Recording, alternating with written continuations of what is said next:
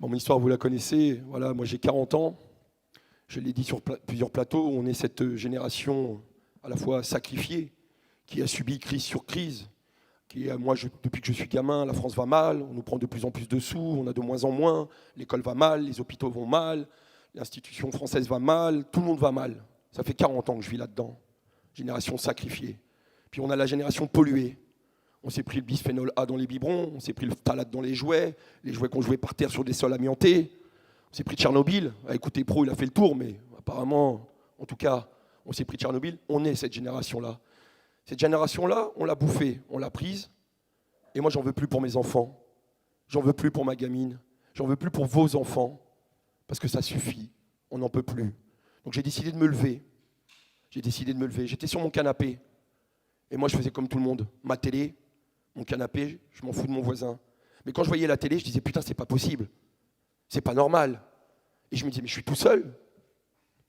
Et puis le 17 novembre, il arrive. Bon, manque de bol. Les gilets jaunes m'ont emmerdé, m'ont bloqué sur la route, j'ai pas pu participer à la première manif. Bon, mais il arrive ce jour-là. Il arrive ce jour-là et de se dire dans sa tête, je suis pas seul, il y a d'autres personnes comme nous. Et c'est le peuple qui s'est levé. C'est le citoyen. C'est pas un gilet jaune qui s'est levé. Le gilet jaune, c'est une métaphore. C'est pas une idéologie. La métaphore de la personne en détresse, la personne qui a besoin d'être visible, la personne qui est en panne. C'est ça le gilet jaune. L'idéologie qu'on en a fait, médiatique, diabolisante, qui est celle d'une idéologie terroriste, homophobe, antisémite, j'en passais des meilleurs. J'ai dû me justifier sur tous les plateaux. Moi, le fasciste de base, l'antisémite, l'homophobe, j'ai juste eu mon arrière-grand-père qui était à Mauthausen. C'est tout. J'ai pris un star dans l'œil. Voilà. Je suis aujourd'hui, comme les 25 copains, le visage de la répression. Le visage ensanglanté de la répression. Moi, la répression, je la vis tous les matins quand je me regarde dans le miroir. Ma mère l'a subie quand elle me regarde. Ma femme l'a subie quand elle le regarde. Ma fille l'a subie quand elle la regarde. Ma sœur l'a subie quand elle m'a vu. Ma fille m'a vu tomber à la télé. Elle mangeait un grec avec ses copines. Elle a vu un mec se faire descendre à la Bastille. Elle est rentrée chez elle et sa mère lui a annoncé que son père s'est fait tirer dessus. Ma fille a cru que j'allais mourir. C'est ça le visage de la répression. Et puis après, ça n'a pas suffi. Parce que Jérôme, c'est le plus gros dealer de France. Ouais, parce que Jérôme, il a été jeune. Ouais, Jérôme, il a fumé du shit. Ouais, il s'est fait péter par les flics. Mais il n'a jamais fait des go-fast avec le Maroc. Ouais, Jérôme, il a travaillé pour une société qui s'est permis de le virer. Alors j'ai travaillé dans le commerce. Sachez une chose dans le commerce, il y a deux choses à ne pas faire. Surtout pas dire que vous avez des problèmes d'argent, parce que dès qu'il y a un vol, vous giclez. Vous voulez vous faire virer dans le commerce, vous avez volé, vous giclez. Je n'ai jamais volé. Ça, c'est la deuxième accusation. Et la pire, je tape ma femme. Je me retrouve en garde à vue parce que je tape ma femme. Mais je l'ai déglinguée. Quand les gendarmes viennent me chercher pour me mettre en garde à vue devant ma fille, encore une fois, que je leur explique qu'à un moment donné, arrêtez de faire vos conneries. Je vais encore passer sur toutes les chaînes de télé. Parce que ces mecs-là de BFM TV, ils se gavent de ça. Hein, Jérôme qui se va en garde à vue parce qu'il tape sa femme. Putain, il ne se passe pas d'autres problèmes dans le monde. Il ne se passe pas d'autres problèmes dans le monde. Vous avez un président aujourd'hui que vous soutenez. Il n'y a personne qui parle de ce qui se passe. Personne qui se passe de tes passes. Et je ne parle pas au public parce que eux, c'est des convaincus. Je parle à ceux qui sont derrière la caméra. Je parle à cette caméra. D'accord ? Vous êtes les fautifs de ce qui se passe. Parce qu'il y a une répression gouvernementale qui utilise la police pour nous faire ça. Il y a une répression médiatique. Parce que vous jouez le jeu du gouvernement. Il n'y a plus de journalistes.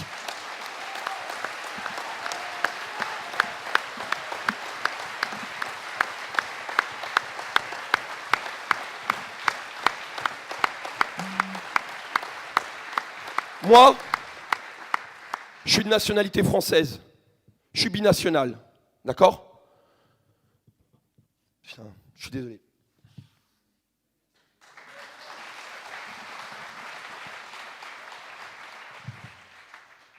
Enfin bref, ouvrez les yeux, de toute façon, la presse. Parce que c'est bientôt votre tour.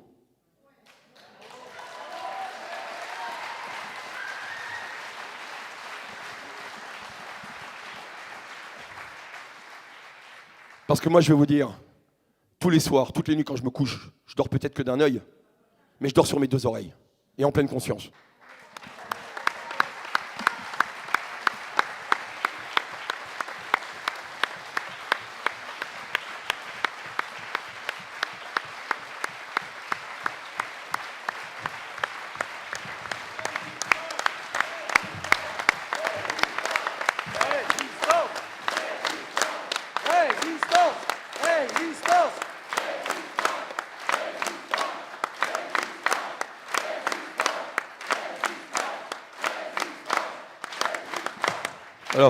Alors, merci, c'est super sympa en tous les cas. On a 6 minutes pour parler. Je finirai sur le fait qu'aujourd'hui, rendez-vous compte que sur un plateau télé, vous n'avez pas de journaliste. Vous avez un espèce de guignol au milieu qui fait les passe-plats pour des simili consultants experts en flicaillerie, experts en politologie, mes couilles, ou que le mec il a jamais mis la pied dans la rue, il sait pas de quoi il parle, et qui se permettent de donner leur avis, d'accord ?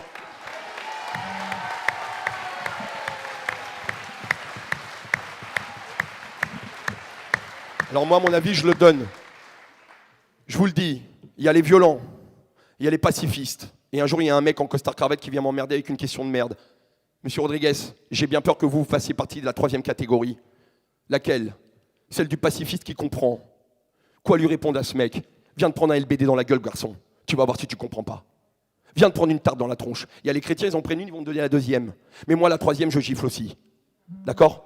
Et c'est eux qui ont peur. C'est eux qui ont peur. Parce que moi, on m'a toujours dit que quand le chien sent la peur, c'est lui qui meurt. C'est lui qui mord. D'accord ? Ils ont peur. Alors, Eric m'a invité à ce débat. Aujourd'hui, on vit dans une société où, oui, on va vers un régime autoritaire.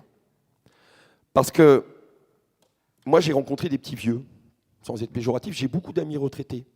Beaucoup de petites mamies qui m'envoient des messages de soutien. J'en profite pour les remercier parce que ça fait chaud au cœur. Les anciens, eux, ont la culture de l'histoire. Nous, on a la culture de l'actualité. Une actualité. Oh, les gilets jaunes foutent la merde. Oh putain, il neige. On va mettre tous les BFM sur la neige. Allez les gars. Bah, moi, je regardais BFM, j'étais à l'hôpital, le jour où il a neigé, j'ai ouvert ma fenêtre, j'avais la même image. À part ça, il y a des gamins qui meurent de faim. Enfin bon, bref, passons.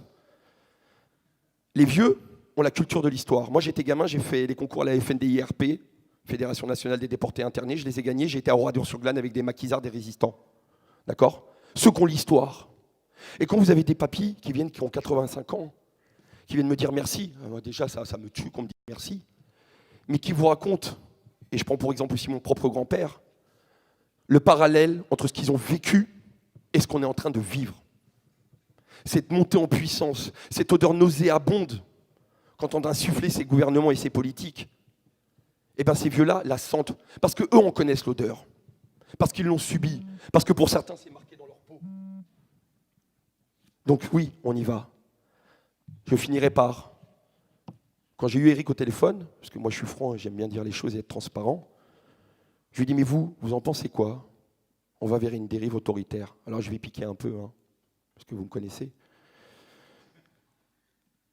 Moi je lui ai dit, mais attendez, vous en avez peur ? Il m'a répondu que oui. Mais vous êtes député. Vous êtes député. Moi, ça fait 7 mois que j'ai compris qu'on y allait. Mais maintenant, j'ai peur. Parce que lui a peur. Cet homme-là, qui travaille à l'Assemblée, qui est censé avoir les leviers institutionnels pour peut-être faire évoluer les choses, être ce contre-pouvoir, contrecarrer ce mec, Macron les borgneurs, et beaucoup de députés que j'ai pu croiser, La Salle et bien d'autres, on n'a pas de pouvoir. On n'a pas de pouvoir. Alors le prenez pas mal, mais nous on va s'en occuper. Parce qu'on est les gilets jaunes et ça fait 7 mois qu'on fait du contre-pouvoir. Ça fait 7 mois qu'on emmerde Macron.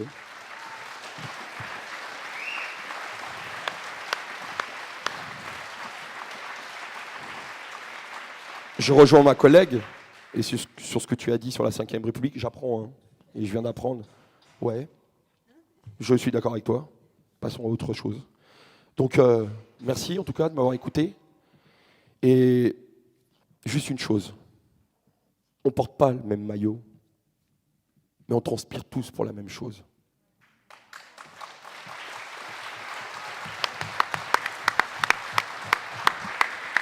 On transpire simplement pour le mieux vivre.